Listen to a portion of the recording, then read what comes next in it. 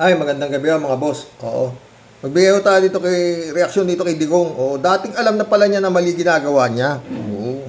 Pero umaasa siya na walang mangyayari dahil patatawarin daw siya. At yun nga. Pakinggan natin ha. Ako lang yung presidente at the end of my term. Hindi ba nila ako kayang arestuhin o pahirapan? I will go to jail. Open kasi ako masyado. That's what I'm doing now. Oh, alam niya. No? Na aarestuhin siya. Alam niya yung mga ginawa niya puro kawalangyaan. Mga kawalangyaan ginawa niya. Ini-expect niya na talagang maaaresto siya. Pero sa galing ng kalkulasyon niya, walang mangyayari, maski arestuhin pa siya. Oo. Patatawarin din siya. Oo. Pakinggan niya, talagang matalino itong gago na ito totoo.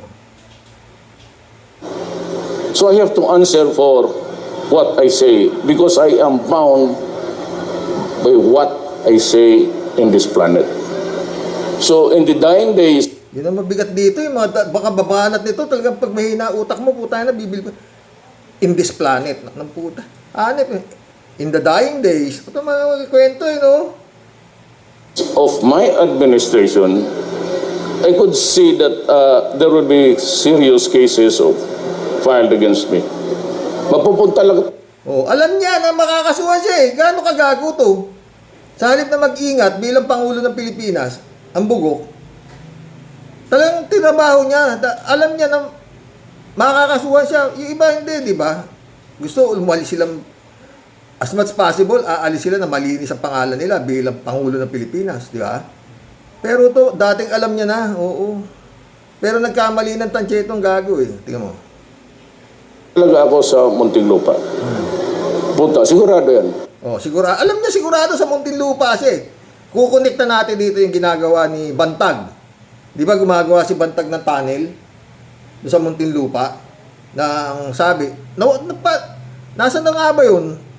Alam niyo kung minsan puro umpisa lang ito. Parati usap-usapan talaga yung tunnel na ginagawa ni Bantag. Inabutan pa, dumaan yun sa ilalim ng yung malaki swimming pool dun sa sa Muntinlupa. May swimming pool dun Nag-crack yun Dahil dinaanan nung tunnel na ginagawa ni Bantag.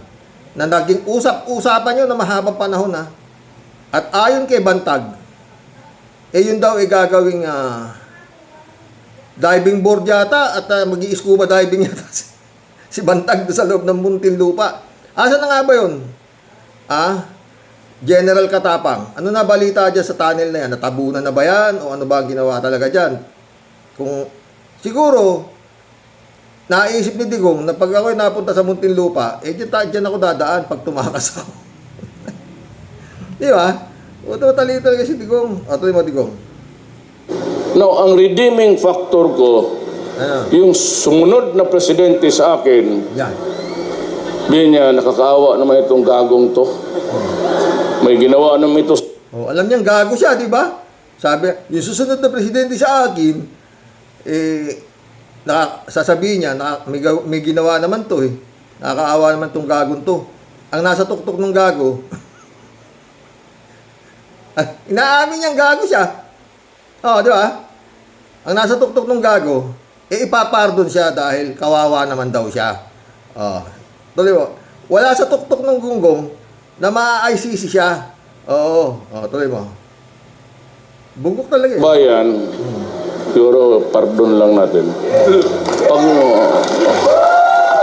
yan ang deal. Patay na ito. Sakripisyuhan ko yan. Pag walang magpapardon sa akin, hindi pa nga gumaganti na ang mga ulol. Hindi pa ako nag-umpisa. Doon tatanda ako sa Muntinlupa. Okay na lang. Kung yun ang babayaran ko, okay ako. I will do it. And I will go to prison. Tapos baka si Dilima Manalo. Naputol na ho dun Marami pa siguro siya idadaldal Tapos baka si Dilima Manalo, alam niya may kasalanan siya kay Dilima. Di ba? Pinakulong niya si Dilima tapos baka si Dilima Manalo, baka siguro yung kalugtong nung sinasalita niya, doon ako mabubulok na ako sa Muntinlupa. Yun ang alam niya. No?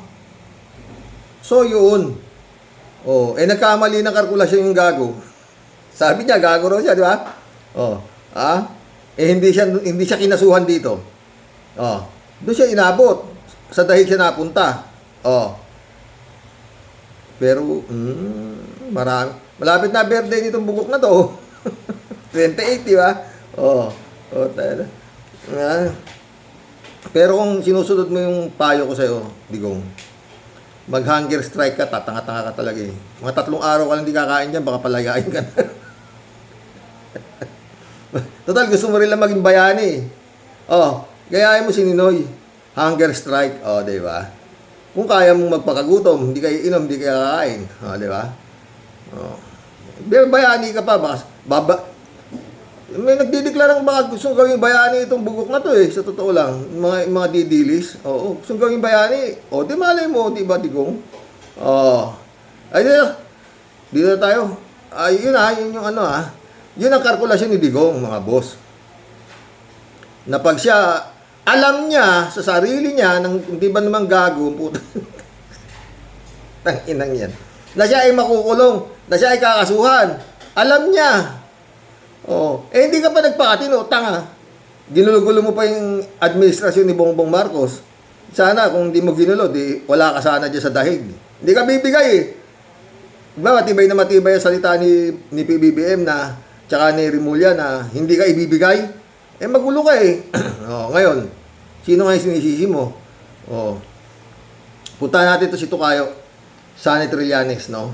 Magte-testify pala siya eh. To testify in BP Sara's impeachment, no? 1 hour ago lang ho ito. Punong-puno ho ng prinsipyo to, si Sonny Trillanes. Basta Sonny yata, may prinsipyo eh. Pakinggan natin,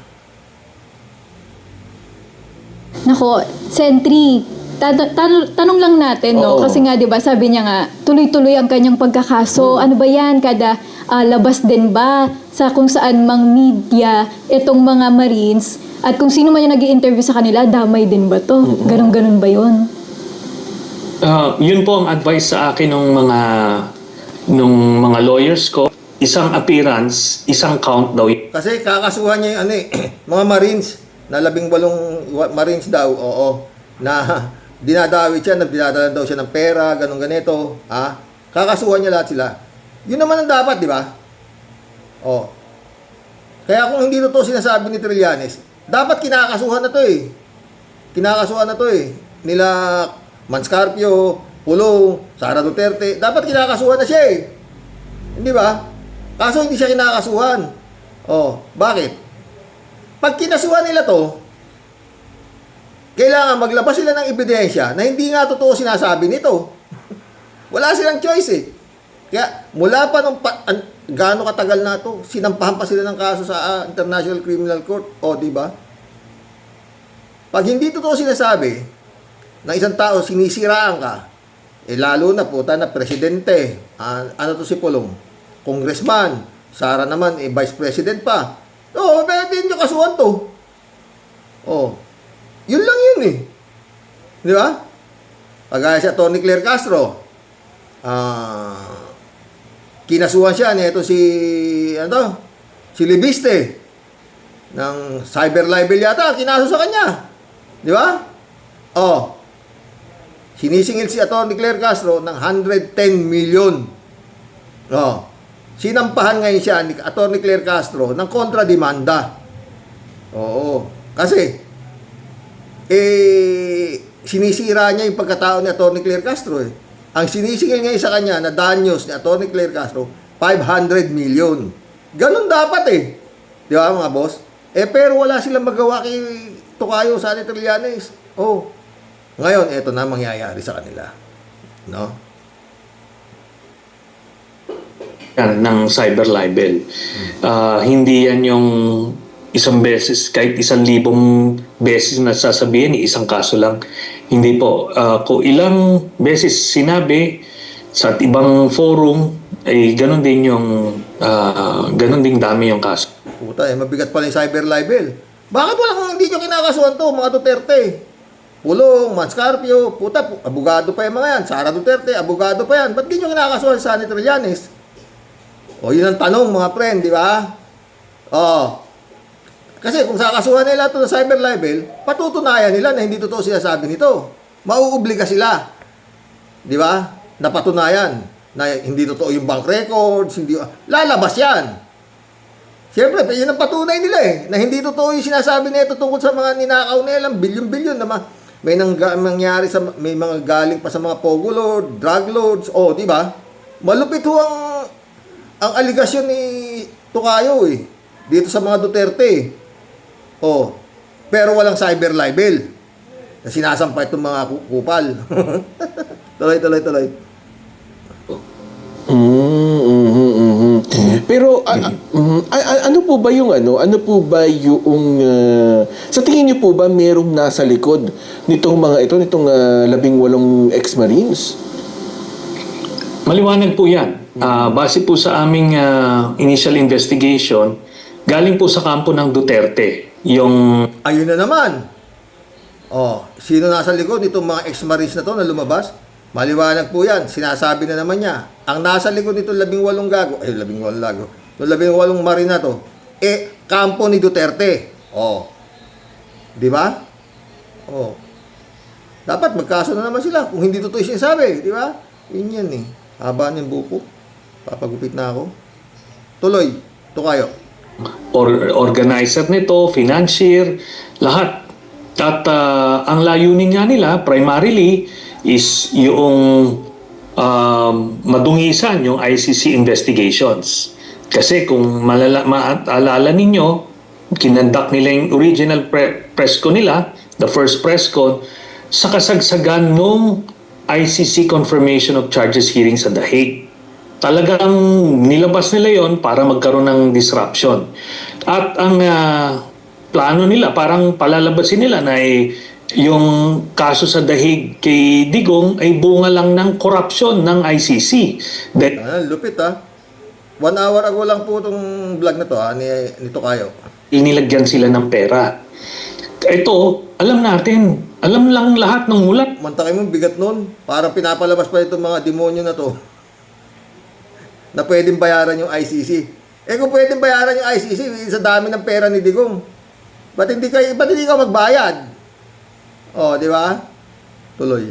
Na Pilipino, na totoo naman yung mga inaakusa kay Duterte sa The Hague. Libo-libo yung nangamatay ng mga panahon na yun. Pinagmamalaki nila yun. Di ba? Pati yung mga supporters sila, pinagmamalaki, ginagamit pa yung pambantak. Tsaka aminado sila, Tokayo. Aminado si Digong. Kaya walang lusot yan ang lusot mo lang Digong talaga. Mag-hunger strike ka, tatanga-tanga kayo. Doon sa mga kumukontra doon.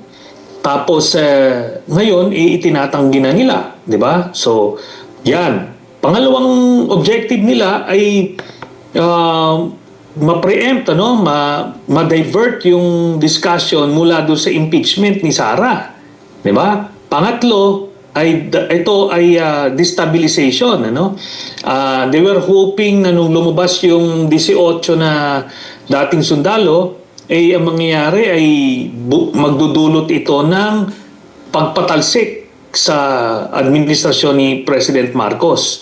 So, yan yung mga layunin nila. Kaya, tinayaan na nila, tinodo-todo na nila yon. So, na-identify na namin kung sino yung nasa likod niyan.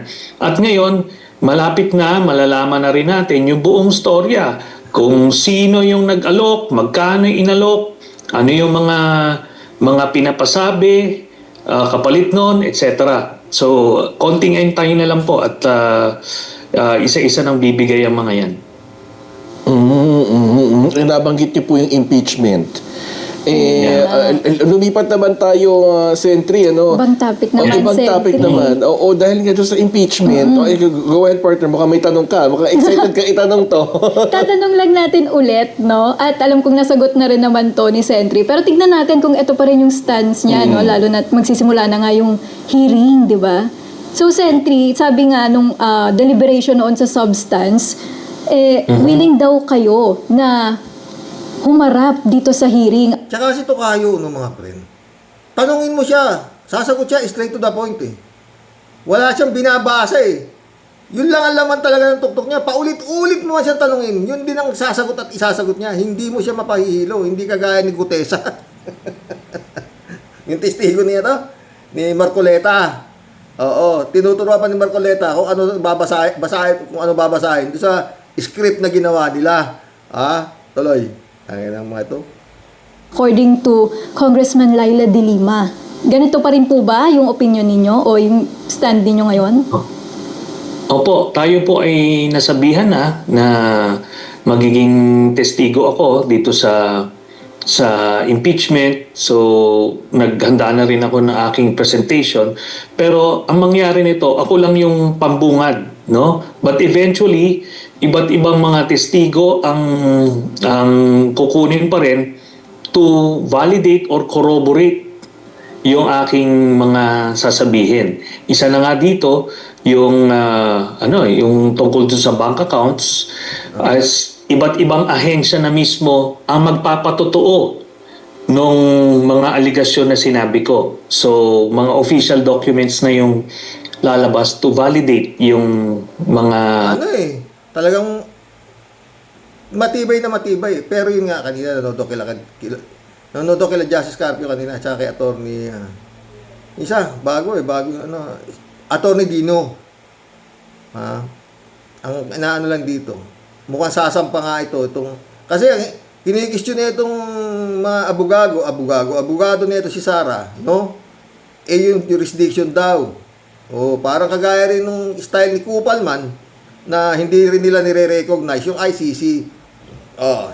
Parang hindi rin nila nire-recognize yung nangyayaring investigasyon dito sa Kongreso. Itong mga abogado. Kaya nga, ad kutilam. Pero yan nga, mga friend. Taong bayan talaga gagalaw dito, putang ina. Napaka-garapal ito. Garapal to.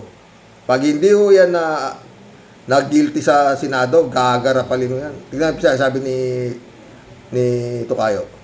statements na mga allegations ko simula pa noong 2016.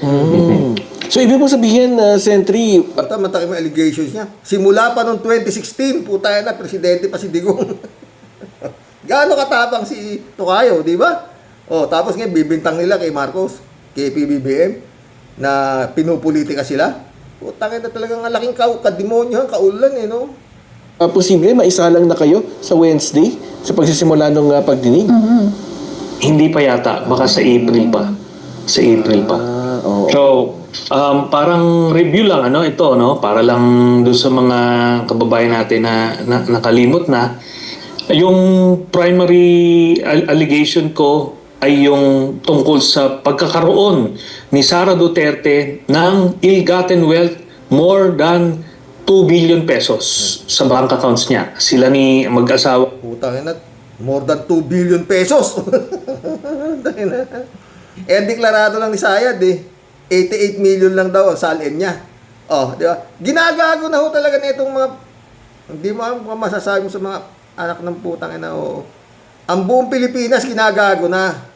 Meron pa rin sumisigaw ng Duterte. Anak ng puta, anong klaseng katangahan yan? Manscapio. Tapos bukod doon ay meron akong nakita na mga dividendo na nakukuha nung Duterte family. Lahat sila, individually, nakakatanggap ng dividendo mula sa isang drug lord. At Ito, mabigat ho yung mga akusasyon niya, di ba mga friend? Demanda nyo na si Trillanes, mga Duterte, para magkatapos-tapos na. Lalabas nyo lang na may ebidensya na hindi totoo sinasabi niya Sira na yung pagkatao niya, di ba? Wala kayong masabi, di totoo. Kagaya rin itong ginagawa dito si Sayad, wala rin siya sinasagot sa mga akusasyon sa kanya sa impeachment sa Kongreso. Nalagyan siya sufficiency informed, substance, tsaka grounds pa. Hindi ka sumasagot wala ka depensa dahil alam mo na pagdating sa Senado, palagi ko hindi mo pupunta sa 25, ilang araw na lang, hindi mo pupunta. Hindi mo yan na-appear. Dahil yari naman na sa Senado ba? Yan ang lalabasan yan. Pero yun nga, papayag ba ang sambayan ng Pilipino dyan? ito ay nangyari from 2011 to 2013. So, makikita nila doon kasi cheque yung ibinibigay sa kanila na ini-encash nila, manager's check, sa pangalan nila. So, Puta na, 2011 to 2013. Sa makatuwid, si Digong, mayor pa lang, bilyonaryo na. individually yan, ha? Tatay, si Digong, yung magkakapatid, Sara, Pulong, Baste, pati si Hanilet tsaka Kitty na joint account. Lahat sila tumatanggap. Puta, ni lahat na yung pamilya magnanakaw na kayo lahat. Puta, puro kayo mga, ay naku. Ang total ay mga 40 to 50 million pesos every 6 months.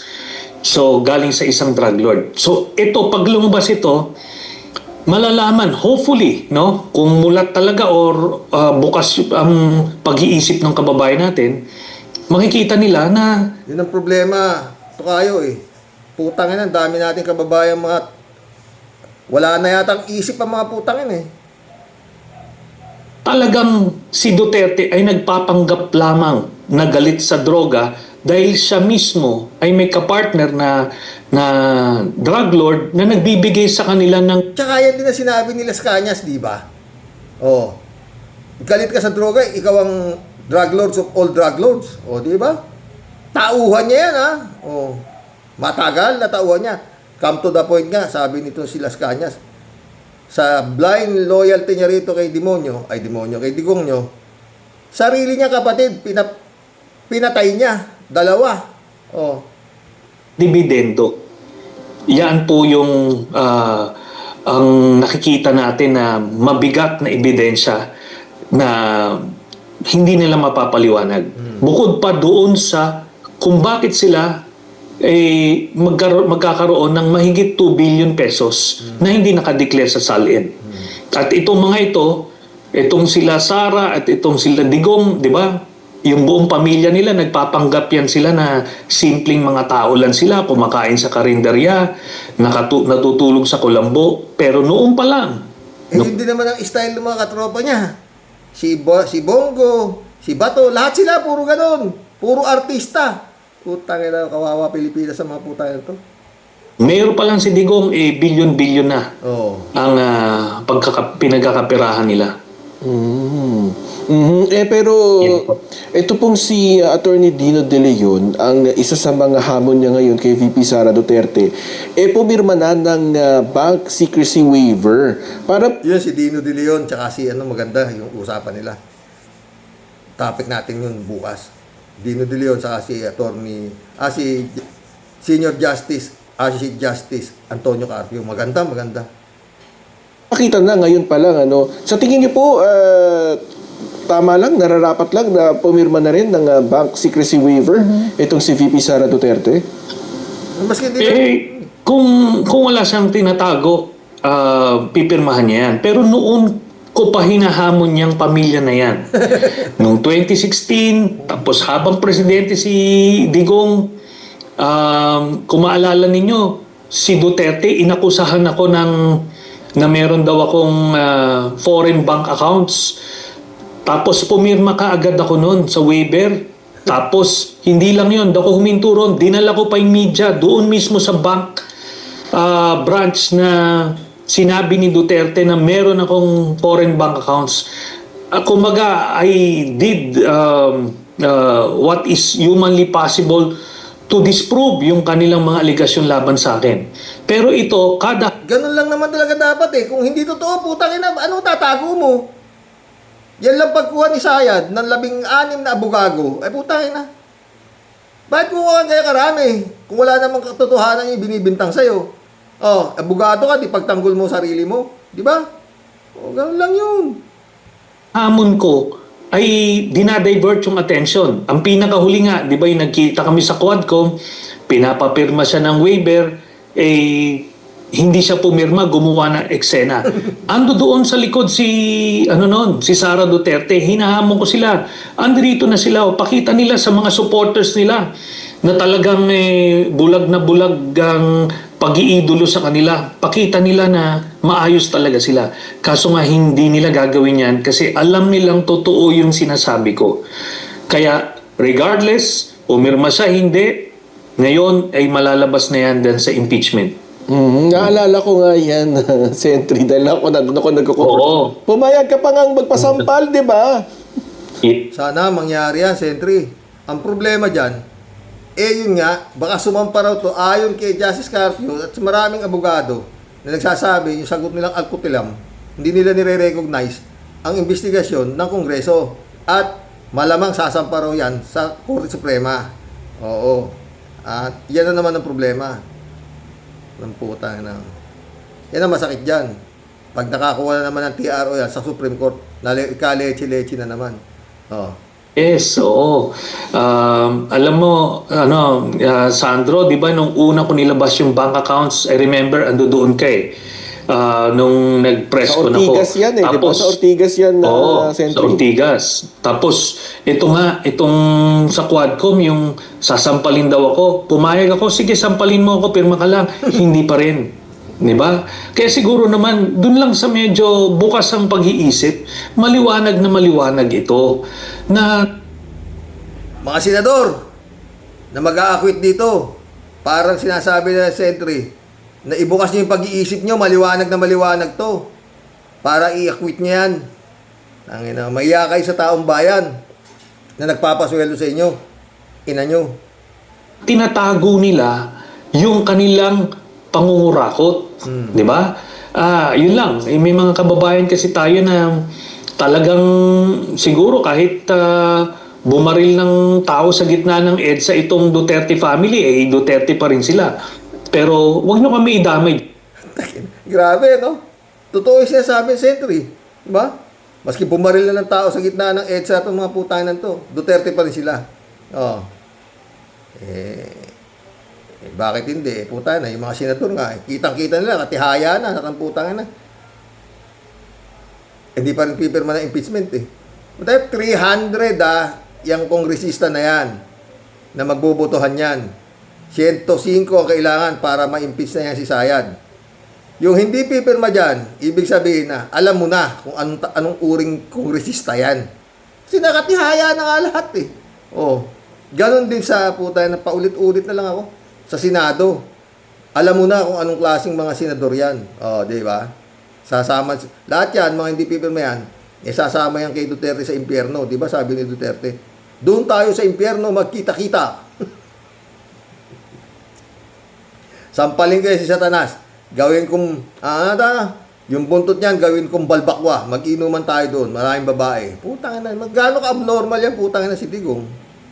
Sa ninyo, sa inyong pag-iidolo kay Duterte kasi the last time na ginawa yan, nadama yung buong Pilipinas eh. Oh. Tapos ngayon, kay Sara Duterte, kahit nakikita nyo naman kung ano ang mga problema ni Sara, ano pa rin, humahanga pa rin sila, hindi kami papayag. Hindi rin. Ang problema nga, Sentry, yung putangin ng mga survey na ginagawa, anak ng putang ina eh.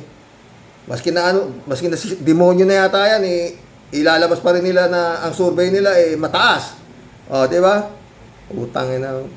Papayag na idamay nyo ulit yung buong Pilipinas sa ninyo, idolatry ninyo. Nako, speaking of Idolatry. Ano ba yung idolatry? Ha? Sa Tagalog yata yan eh. Katangahan. Tang-inang yan. Tringano Sentry. Anong reaction kaya natin doon sa latest survey na bumabaraw yung bilang ng mga Gen Z na sumusuporta dito sa ICC probe kay dating Pangulong Duterte? Iyan kasi bunga ng Survey na naman. Bumabaraw. Survey na naman. Putang ina nga. Hawak nga nito mga hayop natin survey eh. Oh, ilan lang yung sinusurvey? 1,200 na tao. Hindi naman. Puta. Dapat yung survey na yan. Puta. Sinasara na yan eh. ng propaganda war, no? Oh. Ang aminado tayo na ang mga Duterte ay talagang naikamada nila na maayos yung social media machinery nila. Pati yung eleksyon, mukhang naikamada talaga yun dahil lumabas yung Digong, di ba? Bago ako bumaba, makakita ako ng malinis na eleksyon. Subukan ninyo mandaya. Pahuli ko kayo sa pulis. Putang na ako, tapos na. Patay na ako. Sinaywar na nung gago eh. Oh. Tama. isang oras lang, 20 milyon na naboto, nabilang ng putang ng makina. Kaya nakita nyo, di ba? Kaya nga siya naging presidente dahil kaliwat ka ng fake news yung kinalat nila tungkol sa kanya na positibo. Tapos kaliwat ka ng negatibong ano naman, mga fake news ang nilalabas sa mga kalaban. Di ba? Yun na yung kulambo na yan. Saan ka makakakita? Sino ba namang politikong magpapapicture ng natutulog na nakakulambo tapos ipapapost mo? Di ba? Alam mong panluloko pero maraming naluloko eh. So yan lang po ang ano niyan. Pero ito kasi pag nagsimula... Pero ito kayo, click na click naman yung putang ina yun. Oo. Simpleng-simple mabuhay si Digong. Nakakakulambo. Putang ina yan. Ang katangahan kasi yan, putang ina. Oo, Diyos ko. Sabagay, mga tanga. Ha? Paulit-ulit ako. Panahon pa kayo ni Jesucristo, mga putang ina kayo. Oo. Pinapipili. Mga trolls, panahon pa ni Jesucristo. Pinapipiri ni Pilato kung sino palalayain, si Barabas o yung magnana. Ang puta, sinigaw ng mga gago, palayain daw si Barabas. Malapit na mahal na araw. May vlog ako maganda pang mahal na araw. Topic ko na naman, yung putang ng hipag ko, si Grace Chingsay, tuloy. Impeachment, ito kasi unfiltered ito. Makikita ng mga kababayan natin, yung mga susubaybay, diretso yung ebidensya sa kanila. Wala nang filter, walang fake news, walang makakalihis ng atensyon. Pag lumabas yan, sigurado ako, bababa yung suporta sa mga Duterte kasi mamumulat, maraming mamumulat yan for sure. Yung mga blind followers ni Duterte, bahala na kayo dyan. Andun lang kayo. Pero yung mga bukas pa yung pag-iisip, maliliwanagan yan. Parang ang sinasabi ba natin, Sentry, itong impeachment attempt this time, Mga senador, na mag-a-acquit dito, baka maliwanagan yung mga mata nyo, yung ina nyo. laban sa ikalawang Pangulo, much better siya kaysa dun sa umpisa na parang mabilis, di ba yun daw yung sinasabing fast track na type of impeachment na nagbotohan lang, ganyan. Pero dito kasi, mahihimay, kumbaga, di ba? Itong mga aligasyon, yung mga grounds for impeachment, makikita natin at mapapakita ng mga kongresista doon gamit yung mga ebidensya. Tama po ba? Oo Ganun nga po. At dito nila makikita na hindi tayo natitinag. Yung last year, sige, nagtagumpay silang maipasantabi yun. Pero ito ngayon, panibagong pagkakataon, kung ano mismo yung sinabi ng Supreme Court na kailangan gawin, sinisigurado natin na ginagawa para wala na silang dahilan. Pero ngayon, mas nakakapabor ito. Kasi sa House of Representatives, ang problema to kayo, napabor nga ito sa yung pagkakadelay nito sa totoo lang, napabor sa taong bayan, no? Kaya sinunod na nitong Kongreso kung ano yung gusto ng Supreme Court na pasagutin si Sara dito sa Kongreso Kasi noon hindi na pasagot si Sara wala direct. Basta nagbotohan, tinransmit sa Senado. Pagdating sa Senado, sabi ni Chis Escudero, anong forthwith? Walang forthwith. Ayun na nangyari. Kaya ngayon, lahat ng sinabi ng Supreme Court, ginawa ng Kongreso. Kaya, saan kukuha ng kapal ng mukha itong Supreme Court para magbigay na naman ng TRO? Sabihin na naman niya, unconstitutional na naman? Ganun ba yun? teams pa lang, makikita na natin yung ebidensya.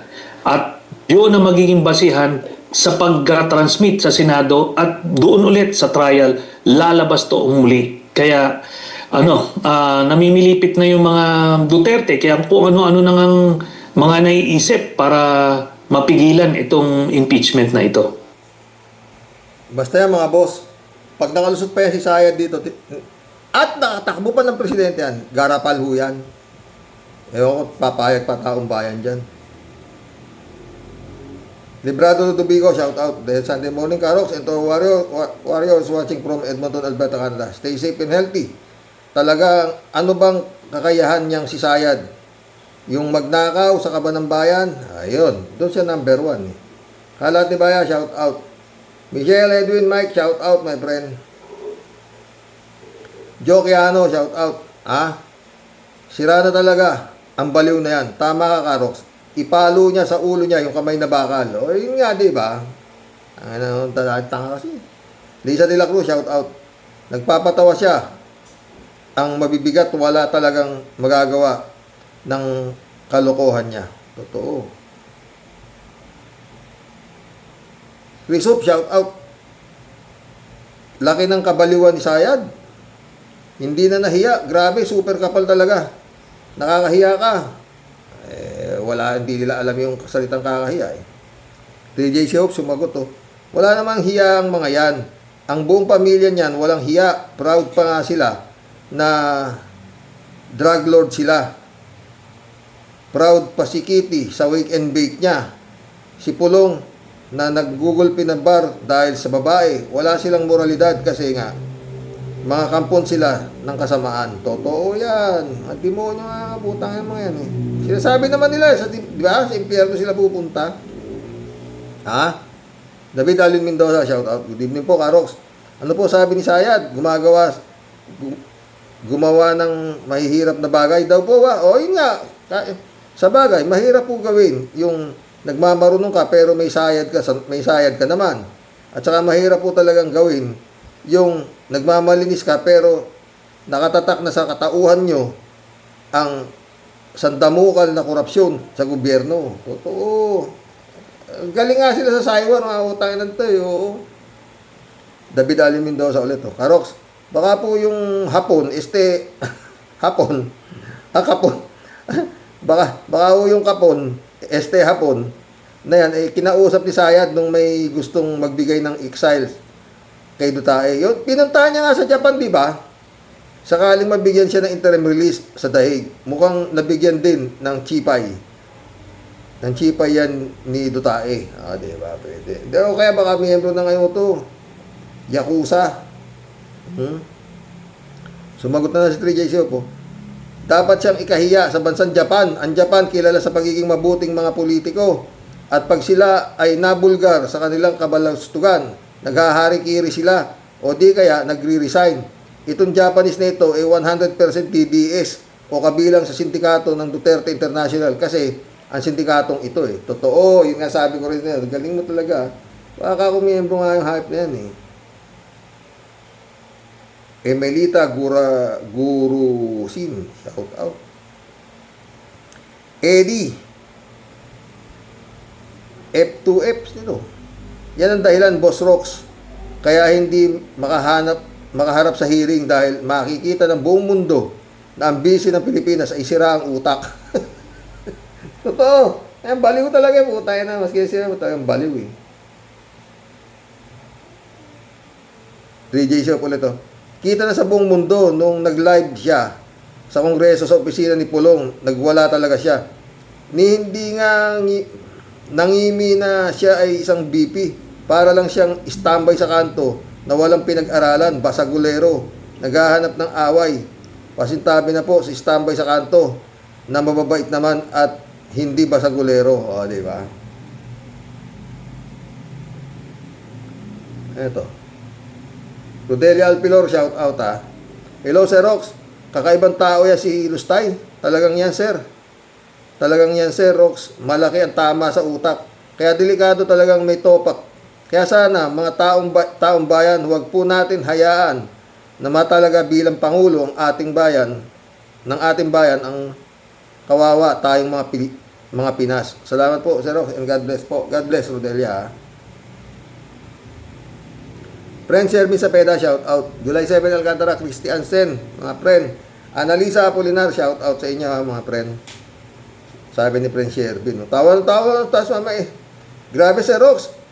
Pinakamatapang na apo po talaga sa kasaysayan, ano po. Mahabaging langit po talaga, Sir Rox. Kung mahina-hina po talaga ang resistensya mo dito sa halimaw na to, talagang makukulta po ang utak mo dito sa pesting yawa nito, Sir Rox. Talagang sagad po ang kakapalan ng pagmumuka kahit alam niya pong ang buong mundo nakakapanood po sa kanya. Naku, siya na nga po talaga. At wala na pong iba, Sir Rox. Namumukod tangi po, nag-iisang nuknukan ng purol ng utak. Di niya alam yun. Alam niya matalino siya. Tanginang yan. Hoy, mga didisyet, yan ba ang pambato nyo na gusto nyong maupo sa 2028? Nako, baka pati kayo na magluluklok. Baka pati kayong magluluklok sa kanya, sa kanyang trono ng Inodoro. Kayang-kaya kayong lamunin yan ng buong buo. Totoo yan, Tia Delica, ha? Walang sinasanto yung puon ninyo, halimaw. Kung yan ngang sarili niya, di na niya binigyan ng kahihiyan. Kayo pa ba na di dyan gagawin parang etyas lang? O, di ba? Nako, ewan ko nga sa inyo. Paano ba tayo igagalang ng kahit sinong bansa kung ang representante po natin, ganito ang itsura na sobrang kabala-balahura ang pagkatao at masangsang na bunganga. Maghunos dili kayo mga didishit. Kung gusto ninyong magpakamatay, kayo-kayo na lang at huwag nyo na kaming idamay. Ang ina ng dadamay pa dahil kahit ilang pong milyon beses pa siyang manguna sa sarili niya survey company na siyempre pa siya ang number 1 at 100% palagi ang ratings. Kasi nga siya ang may ari. Di natural, alangan namang si Kuting ang manguna sa survey ng mga tanga. Lalo na kung si Boy Lamundila, Panis, Nakeso, Marcobeta, Caldero, Jinggoy, at puro mga alipores sa Senado ang tatanungin mo, walang kawala. Shoot na shoot sa banga. Pero never kami papayag na magbubunyi na yan sa susunod na presidente ng bansa. Hindi pa nasisira ang mga pula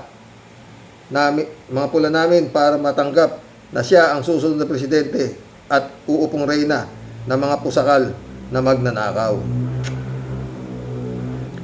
Wag na toy, solohin nyo na yung kung gusto nyo, pero wag nyo kaming idamay. Talagang sa maniwala kahit sa hindi, maghahalo talaga ang balat sa tilalupan. Pwede nang maupo sa kubeta at inidoro, dun siya bagay. Napapaligiran siya ng mga bangaw at etyas, pero para makaupo at maging presidente, gumising kayo mga didishit. Huwag kayong mangarap na nakadilat ang inyong mga mata. Never ipapayag ang bansang Pilipinas na magkaroon tayo ng presidenteng luka-luka at sobrang basag ang pula. Kung gusto nyo talagang siya ay maupo, di doon kayo lahat sa bundok. Doon kayo magtayo ng tribong nganga. Mga leche, mga buwisit, inam, Sister Grace, kumusta ka na? Nahimas-masang ka na ba? Gusto mo na rin bang mamundok kasama ng mga tribong bukbok? Tayo ng Grace sa ika.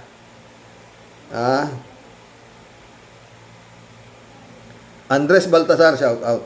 Nagbubuhat ng sariling bangko ang walang alam. Sabi ni Gadon, bobo. Si Sara totoo. Bobo Sara. Bobo si Sara.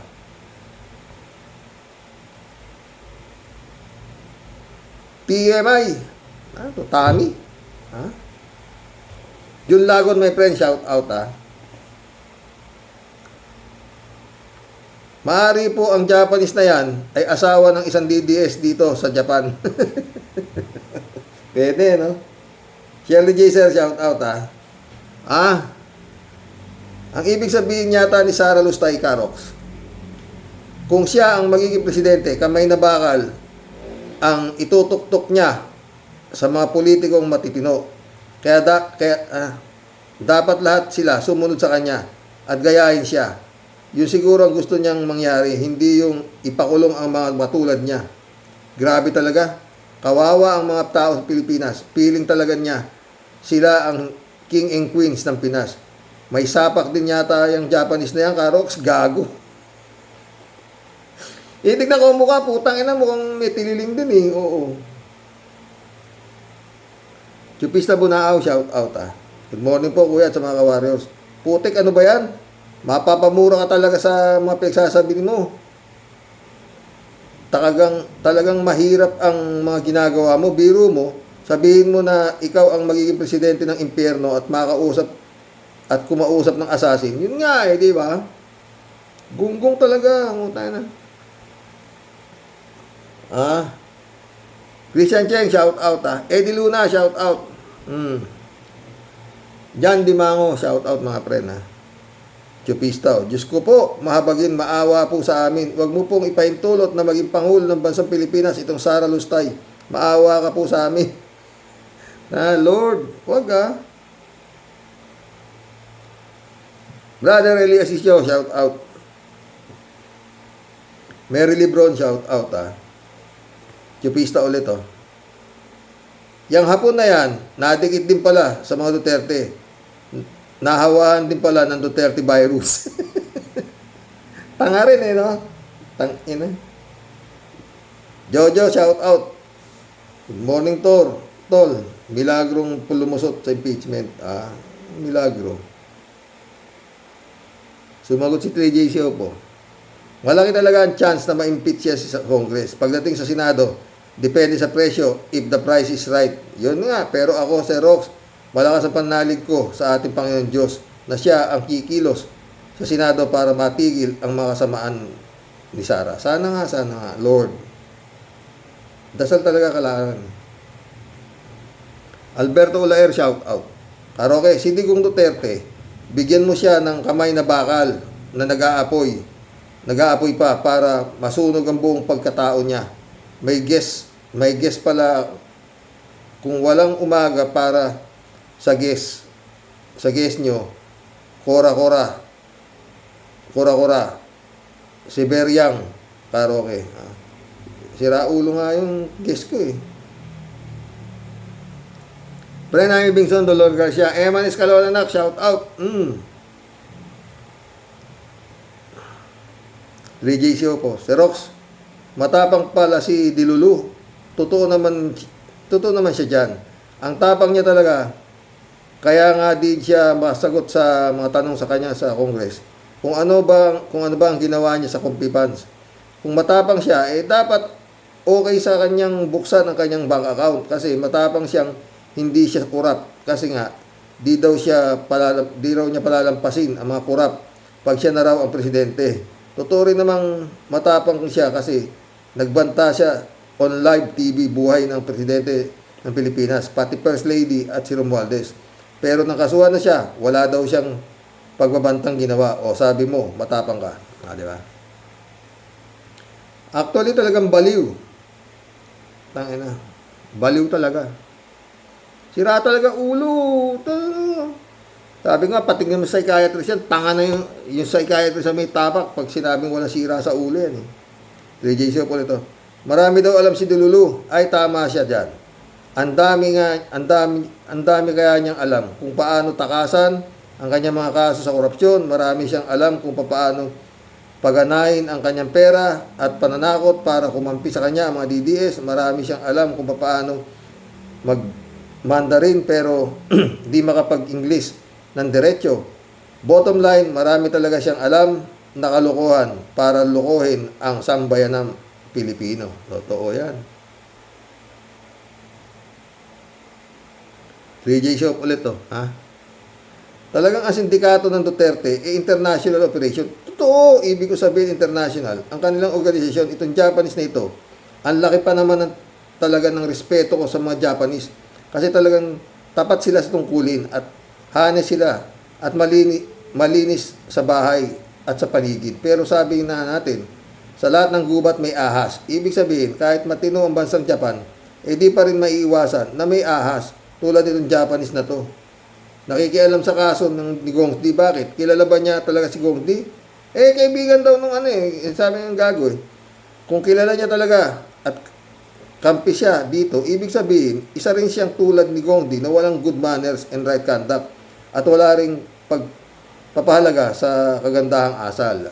Hindi, pinaliwanag naman nung gagong hapon Nung pumunta raw doon si Duterte, mabait daw. Kaya naniwala yung tanga na mabait. Marilo Pabianak, shout out. Magising at mamulat na ang mga Pilipino sa mga ganitong mapanlinlang na salita pero kulang na kulang sa gawa. Juan Duterte is enough para naman makatanaw tayo ng pagbabago sa ating bayan. Binigyan na sila ng pagkakataon pero di nila sineryoso. Bagkos puro korupsyon pa ang ginawa. Good day po tayo sa mga warriors. Good day, nak. 3J show ulit to. O eto, Xerox. Ano naman? Bagong balita. Nakakatawa to. At nakakainis. Di ba si La Peste? Ano ba? Napanood ko na. Siya si Libiste, nagdemanda kay Auntie Claire ng 110 million pesos dahil doon sa franchise company. Remember, Xerox? Oo.